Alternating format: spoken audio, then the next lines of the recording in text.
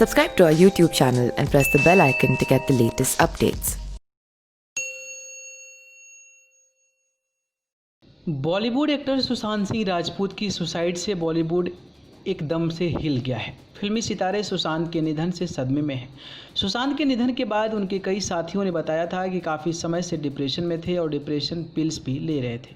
हालांकि आत्महत्या से काफ़ी वक्त पहले उन्होंने दवाइयाँ लेनी बंद कर दी थी। सुशांत सिंह राजपूत की आत्महत्या मामले की जाँच कर रही है।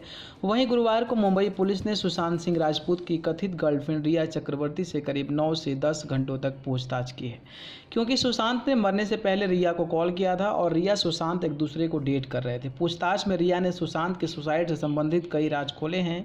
तो आइए जानते हैं कि रिया के पुलिस स्टेटमेंट के बारे में उसने क्या कहा।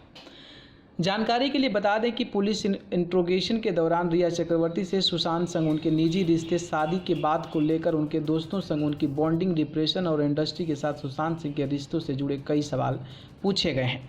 पिंकविला की रिपोर्ट में रिया के बयानों का खुलासा करते हुए बताया गया है कि वो और सुशांत कार्टर रोड खार स्थित एक पेंट हाउस में साथ मिलकर रह रहे थे।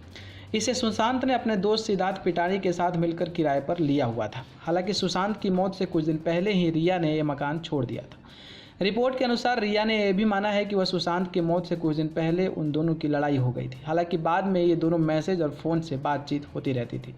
रिया ने पुलिस को इस लड़ाई के बाद एक दूसरे को भेजे गए मैसेजेस को भी दिखाया और ये भी कहा कि लड़ाई के बाद फ़ोन कॉल के जरिए भी दोनों की बातचीत होती रहती थी। रिया चक्रवर्ती ने पुलिस को बयान दिया है कि दोनों जल्द ही एक घर लेने वाले थे और साल 2020 के आखिरी तक दोनों शादी के बंधन में बंधने वाले भी थे।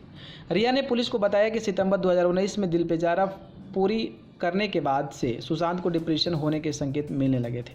शुरुआत में सुशांत ने उसे नज़रअंदाज करना शुरू किया था, लेकिन धीरे धीरे तकलीफ बढ़ने लगी। रिया के अनुसार वह खुद सुशांत को डॉक्टर के पास ले गई और सुशांत का इलाज शुरू करवाया। रिया के मुताबिक सुशांत दवाइयाँ ठीक से नहीं ले रहे थे।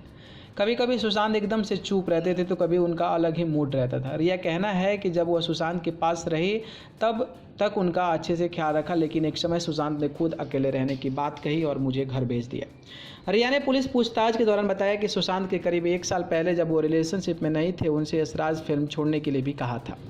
इस बारे में सुशांत से जब मैंने पूछा कि ऐसा क्यों कह रहे हो, तो सुशांत ने ज़्यादा कुछ नहीं कहते हुए बस यशराज छोड़ने की प्रेशर डाला। लेकिन रिया ने ऐसा नहीं किया क्योंकि उसे ऐसा कोई अनुभव नहीं हुआ था।